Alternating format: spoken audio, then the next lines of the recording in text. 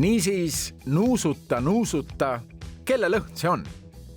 Naise lõhn vist ikka. Aga millise naise? Sellise elegantse naise või võib-olla sellise rikka naise lõhn. Mis tuleb silme ette? Mesilased. Tulevad mesilased silme ette. Siuke hästi viisakas ja elegantne tundub. Ma arvan, et rohkem täiskasvanute oma. Mitte noored kindlasti ei kannaks siukest. Natuke nagu mingit toidulõhna mina tunnen, ma ei tea. Selline freesia lõhn, selline lill nagu. Natuke suitsune on ka või? Kellele see võiks sobida? Isegi mulle võib olla. Mõnus, tugev karakter peab olema täpselt. Ja sellel on? Ja on. Ja meie jõudsime oma otsingutega, kellele see parfüüm kõige paremini võib sobida, Merle Palmistele. See on sinu parfüüm? Ja, see on minu parfüüm. Kas sa kannadki ainult seda parfüümi? Ma arvan, et parfüümidega on nii nagu riietega. Peab olema parfüümi garderoob. Iga päev ühe parfüümiga ei käi. Samamoodi nagu iga päev ei käi ühtede ja samade riietega. Mulle see parfüüm tohutult meeldib. Mis seal parfüümis on sinu jaoks? Ta on põnev. Ta on teistmoodi. Seal on huvitavad komponendid. Seal on ploomid ja safran, mis on väga selline eriline ja üks kallimaid maitseaineid. Ja see teeb ta selliseks põnevaks ja Merle Palmiste parfüümi lõi Eesti ainus professionaalne lõhnakunstnik Toni Veiler. Tegelikult see ei ole nagu päris otseselt parfüüm Merlele. Merle on selle parfüümi muusa. Parfüümi loomine on aga pikk töö ninaga, et jõuda just õige lõhnabuketini. Palju seal erinevaid komponente on? Seal on üle 30. Aga otseselt rolli nagu mängib safran, kuldne ploom, siis tuleb natukene mändi, kadakat ja siis lõpuks vanilja, mis on praegu trend, võtab selle mõnusalt oma embusesse. Üks asi on lõhna laboris valmis saamine, teine selle turundamine. Merle Palmiste parfüüm sai nimeks Diva esialgu, sest üsna pea selgus, et nimi Diva on maailmaturul juba võetud ja patenteeritud. Me ei kontrollinud andmebaasidest üle, aga lihtsalt ma võtsin loomulikust intelligentsist, et on asju, mida ei saaks patenteerida nagu päike ja diiva, mis on üldkäibesõnad. Aga selgus, et Ungaro grupil oli see diiva ära patenteeritud ja nad saatsid oma advokaadid ja patendinõunikud meile selga ja siis me vahetasime nime, et nüüd on Divissima ja mina olen tunduvalt rahulikum, sest Divissima kõlab minu meelest veelgi paremini kui diiva. Vahejuhtum Ungaro grupiga illustreerib kujukalt, milline konkurents maailma parfüümiturul valitseb. Iga uut toodet märgatakse, iga nimi on luubi all. Peaaegu, et iga kuu tuleb juurde mõni uus niši lõhnabränd ja loomulikult ka olemasolevad juba sellised kuulsad lõhnamajad lansseerivad üha uusi parfüüme, nii et neid on ikkagi tuhandeid ja tuhandeid. Helen Merila töötab firmas, mis on Eestisse toonud palju maailma nimega parfüüme ja huvitav, maailma parfüümituru kõige kiiremini kasvavaks osaks on meestele mõeldud lõhnad. Mehed on väga teadlikuks muutunud tõepoolest endast hoolitsemine, et see võib-olla ei olegi, et edevus on natuke sellise negatiivse varjundiga, aga pigem jah see, et mehed tahavad ja oskavad küsida häid tooteid ja häid parfüüme, et on aru saanud, kui suur võim on tegelikult lõhnadel meie siis meelte üle ja meie tunnete üle. Kuigi siiamaani öeldakse, et 80% meeste lõhnadest ostavad naised, tihtipeale ka naised dikteerivad selle, kuidas nende kaaslane lõhnab. Maailma lõhnaturgu vaadates ega sageli enam vahet polegi meeste ja naiste parfüümide vahel. Paljud lõhnad on unisex, sobivad kõigile. See trend algas maailmas 1994. aastal New Yorgi Calvin Kleini moemaja lõhnaga One, üks.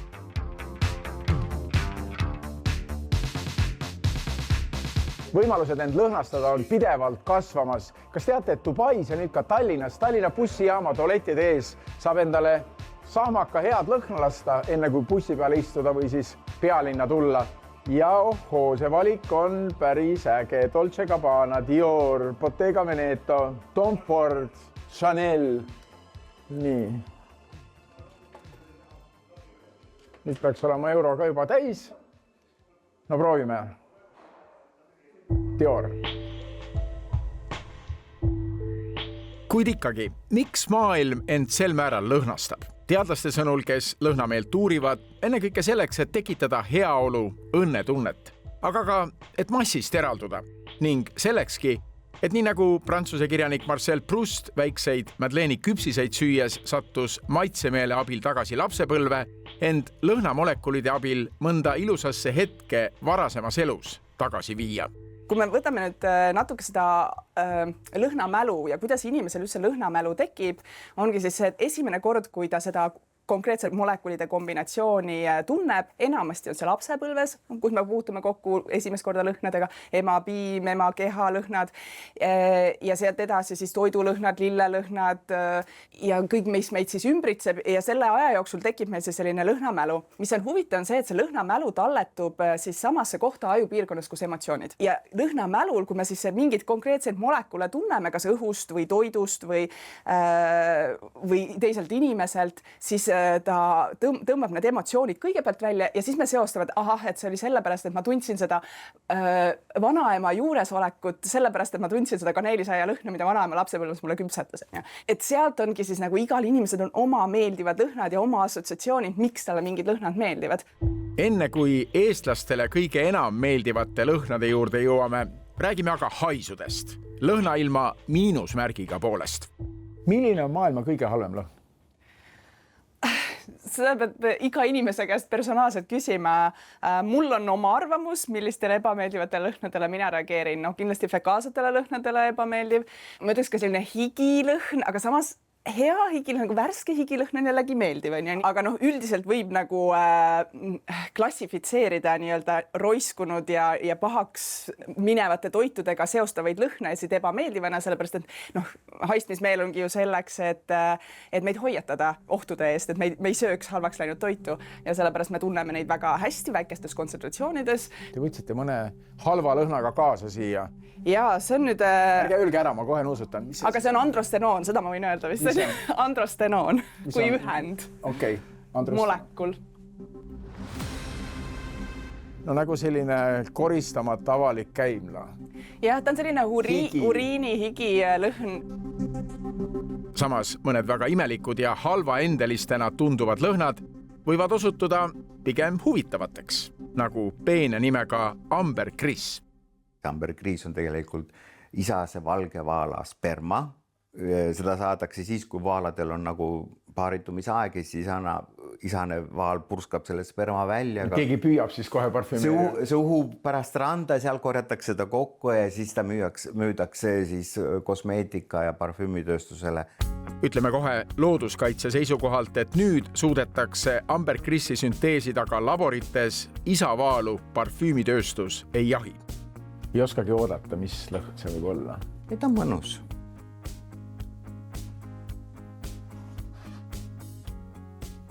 Tunnegi peaga. Minu nina väga nõrgalt tunneb mingit lõhna kaugelt. Ootasin mingit tugevat lõhna isase vaala sperma. No ütleme tegelikult niimoodi, et... Väga selline... Mõrn, ta on mõnus. Õrn just, jah. Isavaala spermalõhn võib küll tekitada õrnustunde, aga millised on head lõhnad, mis kohe kindlasti õnnetunde toovad? Alustame ehk kõige neutraalsemast. Kuidas võiks lõhnata puhtus? Puhtuse lõhn on lõhnatus, aga mingid ained tekitavad meist tunde, et asi on puhas. On see siis kloor või sa tead, et siin on puhastatud.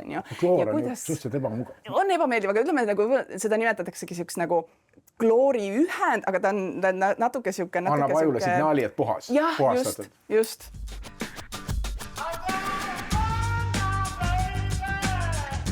Kuid tulles tagasi parfüümilettide vahele, mis lõhnad praegu siis müüvad? Eelmisel aastal oli suur trend vanill, et meil on siin laual ka 3 sellist suurt märgilist vanilliparfüümi, aga siin on samamoodi see turvatunne või see soojus, et see sama natuke ka kergelt sellist vanillinooti, natuke sellised vürtse.